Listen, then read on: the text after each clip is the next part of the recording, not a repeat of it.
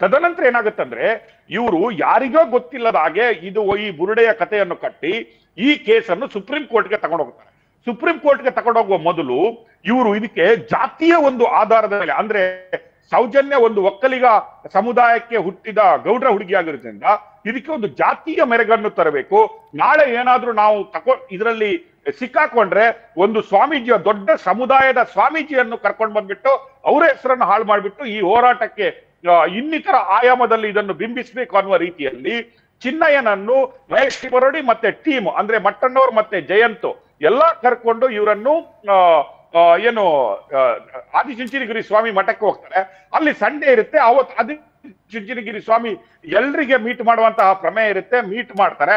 Meet ಮಾಡಿದ ಮೇಲೆ ಚಿನ್ನಯ್ಯನ ಈ ವಿಷಯವನ್ನು ಹೇಳಿದಾಗ ಚಿನ್ನಯ್ಯ ತನ್ನ 183 ಸ್ಟೇಟ್ಮೆಂಟ್ ಅಲ್ಲಿ ಏನು ಹೇಳಿದ್ದಾನೆ ಅನ್ನುವ ಮಾಹಿತಿ ನಮ್ಗೆ ಪವರ್ ಟಿವಿಗೆ ಸಿಕ್ಕಿದ್ರೆ, ಸ್ವಾಮೀಜಿಗಳು ಕಡೆಯದಾಗಿ ಇವನನ್ನು ಕರೆದುಬಿಟ್ಟು, ಬೇಡ ಇದೆಲ್ಲ ಷಡ್ಯಂತ್ರ, ನಿನ್ನನ್ನು ಇವನು ದಾರಿ ತಪ್ಪಿಸ್ತಾ ಇದ್ದಾರೆ, ನಿನ್ನನ್ನು ಇವನು ನಡು ದಾರಿಯಲ್ಲಿ ಕೈ ಬಿಟ್ಟು ಹೋಗ್ತಾರೆ, ಇದಕ್ಕೆಲ್ಲ ನೀನು ಸಿಕ್ಕಾಕೊಂಬೇಡ, ನಿನಗೆ ಒಳ್ಳೇದಾಗ್ಲಿ ಅಂತ ಹೇಳಿ ಕಳಿಸಿರ್ತಾರೆ. ಬಟ್ ಆದ್ರೆ ಇವರು ಆ ವಿಡಿಯೋ ರೆಕಾರ್ಡ್ಗಳನ್ನ ಮಾಡ್ಕೊಂಡಿರ್ತಾರೆ. ಅಂದ್ರೆ ಇದಕ್ಕೆ ಬಲವಾದ ಜಾತಿ ಸಮುದಾಯದ ಒಂದು ಏನು ಹೆಸರನ್ನು ಕೊಡಬೇಕು ಅನ್ನುವ ರೀತಿಯಲ್ಲಿ ಮಾಡ್ಕೊಂಡ್ಬಿಡ್ತಾರೆ.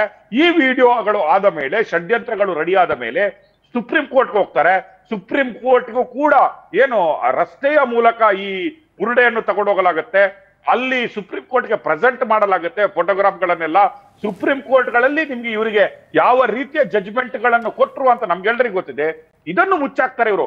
ಯಾವಾಗ ಸುಪ್ರೀಂ ಕೋರ್ಟ್ ಇವರಿಗೆ ಚೀಟು ಅಂತ ಹಿಂದೆ ಕಳಿಸಿದ ಕೂಡಲೇ ಇದನ್ನು ಮುಚ್ಚಾಕಿದಂತ ಇವ್ರಿಗೆ ಯಾವ ಕೇಸ್ಗಳು ಮಾಡಿರ್ಲಿಕ್ಕಿಲ್ಲ. ಸೋಷಿಯಲ್ ಮೀಡಿಯಾದಲ್ಲಿ ಇದನ್ನು ಪ್ರೊಪಗಾಂಡ ಮಾಡಿ ಹಿಂದೂ ಧರ್ಮ ಕ್ಷೇತ್ರದ ಮೇಲೆ ಮತ್ತು ಧರ್ಮಸ್ಥಳದ ಮೇಲೆ ಮತ್ತೆ ಕಾವಂದರ ಮತ್ತೆ ಅವರ ಫ್ಯಾಮಿಲಿಯ ಮೇಲೆ ಅಪಪ್ರಚಾರ ಮಾಡಬೇಕಿತ್ತು. ಇವರು ಖಾಲಿ ಸೋಷಿಯಲ್ ಪಬ್ಲಿಸಿಟಿ ತಗೊಳ್ಳಿಕ್ಕೋಸ್ಕರ ಈ ಒಂದು ಸೋಷಿಯಲ್ ಮೀಡಿಯಾ ಕ್ಯಾಂಪೇನ್ ಶುರು ಮಾಡ್ತಾರೆ. ಯಾವಾಗ ಇವರು ಸೋಷಿಯಲ್ ಮೀಡಿಯಾದಲ್ಲಿ ಧನಂಜಯ್ ಕಡೆಯ ಇಬ್ರು ಅಡ್ವೊಕೇಟ್ಗಳು ತಾವು ತಮ್ಮಲ್ಲಿಗೆ ಬಂದಿದ್ದಾನೆ ಬುರುಡೆ ಬನ್ನಿ ಅಂತ ಸ್ಟೋರಿ ಕೊಡ್ತಾರೆ, ನಮ್ಮ ಡಾಕ್ಟರ್ ಅರುಣ್ ಏನು ದಕ್ಷಿಣ ಕನ್ನಡದ SP ಹಾಕಿದ್ದಾರೆ, ಅವರು ಒಂದು FIR ಅನ್ನು ಮಾಡ್ಕೊಂಡ್ಬಿಡ್ತಾರೆ. ಅವರು FIR ಮಾಡಿ ಅಡ್ವೊಕೇಟ್ಗಳನ್ನು ತಂದು ನಿಲ್ಲಿಸಿದಾಗ ಕರೆದಾಗ ಇವರಿಗೆ ಯಾವುದೇ ರೀತಿಯ ಚಾಯ್ಸ್ ಇಲ್ಲದೆ ಇವರು ಚಿನ್ನಯ್ಯನನ್ನು ಪ್ರೊಡ್ಯೂಸ್ ಮಾಡಬೇಕಾಗತ್ತೆ. ನೀವು ನೋಡಿದ್ದೀರಿ ಸಿಂಧೂರ, ಯಾವ ರೀತಿಯಾಗಿ ಅವನಿಗೆ ಮಾಸ್ಕ್ ಅನ್ನು ಹಾಕ್ಬಿಟ್ಟು ಯಾವ ರೀತಿಯಾಗಿ ಪ್ರೊಡ್ಯೂಸ್ ಮಾಡಲಾಯಿತು, ಯಾವ ರೀತಿಯಾಗಿ ಅದನ್ನು ಬಿಂಬಿಸಲಾಗಿತ್ತು, ಯಾವ ರೀತಿಯ ಒಂದು ಭಯಂಕರ ಎಕ್ಸ್ಪ್ಲನೇಷನ್ ಗಳನ್ನು ಕೊಡಲಾಯಿತು. ನಮ್ಮ ದೇಶದ ತಾಯಿಯಂದ್ರು ತಂಗಿಯಂದ್ರು ನಾವೆಲ್ಲರೂ ಯಾವ ರೀತಿಯಾಗಿ ಭಯಭೀತರಾಗ್ಬಿಟ್ಟಿದ್ರು. ಹೌದಾ, ಇಂತಹ ಒಂದು ಧರ್ಮ ಕ್ಷೇತ್ರದಲ್ಲಿ ಇಂಥದ್ದೆಲ್ಲ ಆಗುತ್ತಾ ಅನ್ನುವ ರೀತಿಯಲ್ಲಿ ಭಯಗೊಂಡಿದ್ರು. ಯಾವ ರೀತಿಯಾಗಿ ಮೀಡಿಯಾಗಳು ನಾವು ಅದನ್ನು ಕವರ್ ಮಾಡಿದ್ವಿ ಅನ್ನೋ ನಿಮ್ಗೆ ಗೊತ್ತಿದೆ.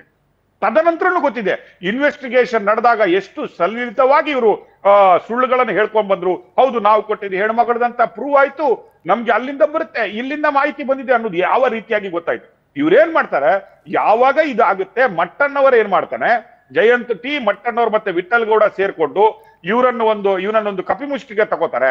ಅಲ್ಲಿ ಅವರು 183 ಸ್ಟೇಟ್ಮೆಂಟ್ ಅಲ್ಲಿ ಹೇಳ್ತಾನೆ ವೆರಿ ಕ್ಲಿಯರ್ ಆಗಿ, ನನ್ನನ್ನು ದೂರದ ಕೊಚ್ಚಿನವರೆಗೆ ಮಟ್ಟಣ್ಣ ಕರ್ಕೊಂಡು ಹೋಗ್ತಾನೆ. ಅಲ್ಲಿ ಕರ್ಕೊಂಡೋಗಿ ನನ್ನನ್ನು ಅವನ ಮಗಳ ಹೆಸರಲ್ಲಿ ಮಾಡಿದಂತಹ ಬೋಟ್ ಅನ್ನು ತೋರಿಸ್ತಾನೆ. ಸಿಂಧೂರ ಅಂತ ಅವಳ ಮಗನ ಹೆಸರಿರುತ್ತೆ, ಸಿಂಧೂರ ಅನ್ನೋ ಒಂದು ಬೋಟ್ ಅನ್ನು ತೋರಿಸ್ತಾನೆ.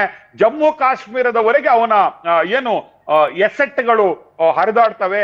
ನನ್ನನ್ನು ಎಲ್ಲಾ ರೀತಿಯಾಗಿ ಇವ್ರು ಹೆದರಿಸ್ತಾರೆ. ನೀನೇನಾದ್ರೂ ಹಿಂದೆ ಹೋದ್ರೆ ನಿಮ್ಗೆ ಜೀವಾಪಾಯ ಇದೆ, ನಿನ್ನನ್ನು ಸಾಯಿಸ್ತೀವಿ ಅನ್ನುವ ಬೆದರಿಕೆ ಹೊಡ್ತಾರೆ. ಅಷ್ಟು ಮಾತ್ರವಲ್ಲ, ನನ್ನ ಕಣ್ಣಿಂದ ನಾನು ನೋಡಿದೀನಿ.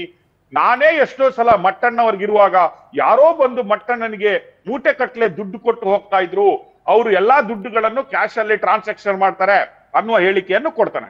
ಇಲ್ಲಿ ಎಷ್ಟು ಕ್ಲಿಯರ್ ಆಗಿ ಟೆಕ್ನಿಕಲ್ ಎವಿಡೆನ್ಸಸ್ ಮತ್ತೆ ಸೈಂಟಿಫಿಕಲ್ ಎವಿಡೆನ್ಸಸ್, ಸರ್ಕಮ್ಸ್ಟೆನ್ಸಸ್ ಎವಿಡೆನ್ಸ್ಗಳು, ಐ ವಿಟ್ನೆಸ್ಗಳು ಕ್ಲಿಯರ್ ಆಗಿ ನಮ್ಮ ಚಿನ್ನಯ್ಯ ಕೊಟ್ಟಂತಹ 183 ಅಲ್ಲಿದೆ. ಅದು ಎಲ್ಲ ಎಕ್ಸಾಕ್ಟ್ಲಿ ಮ್ಯಾಚ್ ಆಗ್ತಾ ಇದೆ ಇವತ್ತಿನ ಕಂಪ್ಲೇಂಟ್ ರಿಪೋರ್ಟ್ ಅಲ್ಲಿ ಸಿಗ್ಬರ. ಸರ್, ಈಗ ಸುಜಾತಾ ಭಟ್ ಪಾತ್ರ ಕೂಡ ಇತ್ತು. ಈವನ್ ದೋ ಅವ್ರು ಮಾಡಿದ ತಪ್ಪು ಅಂತ ಅವ್ರು ಒಪ್ಕೊಂಡ್ರು, ಈ ಕಂಪ್ಲೇಂಟ್ ರಿಪೋರ್ಟ್ ಅಲ್ಲಿ ಸುಜಾತಾ ಭಟ್ನ ಪಾತ್ರ ಮತ್ತು ಸುಜಾತಾ ಭಟ್ ಮೇಲೆ ಆರೋಪಗಳಿದ್ದು ಅವರನ್ನು ಆರೋಪಿ ಅಂತ ಕನ್ಸಿಡರ್ ಮಾಡಲಾಗಿದೆಯಾ ಅಥವಾ ಹೇಗೆ ಸರ್? ಸಿಂಧೂರ, ಯಾವಾಗ ಈ ಸೋಷಿಯಲ್ ಮೀಡಿಯಾ ಕ್ಯಾಂಪೇನ್ಗಳಾಗ್ತವೆ, ಯಾವಾಗ ನಾವು ಪವರ್ ಟಿವಿಯಲ್ಲಿ ತೋರಿಸ್ಲಿಕ್ಕೆ ಶುರು ಮಾಡ್ತೀವಿ, ಇಲ್ಲ ಇದು ಒಂದು ರೀತಿಯ ಷಡ್ಯಂತ್ರ, ಇದರಲ್ಲಿ ಹುರುಳಿಲ್ಲ ಅಂತ ಹೇಳ್ತೀವಿ, ಎಲ್ಲೋ ಚಿನ್ನಯ್ಯನಿಗೆ ಹೆದರಿಕೆ ಶುರು ಆಗುತ್ತೆ. ಇಲ್ಲ, ಇದು ನನ್ನ ಕುತ್ತಿಗೆಗೆ ಬರುತ್ತೆ, ಇದರಿಂದ ಏನಾದ್ರೂ ನನಗೆ ನನ್ನ ಫ್ಯಾಮಿಲಿಗೆ ದೊಡ್ಡದಾದ ಪ್ರಾಬ್ಲಮ್ ಆಗ್ಬೋದು ಅನ್ನೋದು ಬರುತ್ತೆ. ಅವನು ಯಾವಾಗ ಹಿಂಜರಿತಾನೆ ಆವಾಗ ಬಂದಂತಹ ಕ್ಯಾರೆಕ್ಟರೇ ಈ ಸುಜಾತ ಭಟ್. ಅನನ್ಯ ಭಟ್ ನನ್ನ ಮಗಳಿದ್ಲು, ಅವಳು ಎಲ್ಲೋ ಕಳೆದೋಗಿದ್ದು, ಅದನ್ನು ಕ್ರಿಯೇಟ್ ಮಾಡೋದು, ಅದನ್ನು ಕಂಪ್ಲೇಂಟ್ ರಿಪೋರ್ಟ್ ಅಲ್ಲಿ ಬಂದಿದೆ. ನೀವು ಹೇಳ್ತೀರಿ ಸುಜಾತ ಭಟ್ ಅವರು ಓಪನ್ ಆಗಿ ಹೇಳ್ತಾರೆ, ನನಗೇನು ಗೊತ್ತಿರ್ಲಿಲ್ಲ, ನನ್ನನ್ನು ಮಟ್ಟಣ್ಣವರು ಈ ರೀತಿ ಮಾಡ ಅಂತ ಹೇಳಿದಾನೆ, ನಾನು ಅದೇ ರೀತಿ ಮಟ್ಟಣ್ಣವರ ಜಯಂತಿ ಹೇಳಿದ ರೀತಿಯಲ್ಲೂ ನಾನು ಮಾಡಿದ್ದೀನಿ ಅನ್ನೋ ಒಂದು ಸ್ಟೇಟ್ಮೆಂಟ್ ಅನ್ನು ಏನು ಕೊಡ್ತಾನೆ. ಅದರ ಮೇಲೆ ಇವತ್ತು ಕೂಡ ಸುಜಾತ ಭಟ್ ಕೂಡ ಒಂದು ಆರೋಪಿ.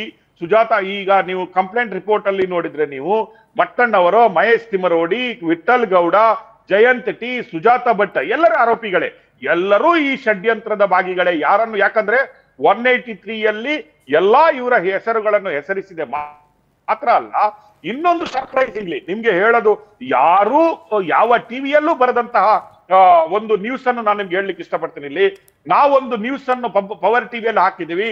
ಎಲ್ಲೋ ವಿಠಲ್ ಗೌಡ ಒಂದು ಮರ್ಡರ್ ಅನ್ನು ಮಾಡಿರ್ತಾನೆ.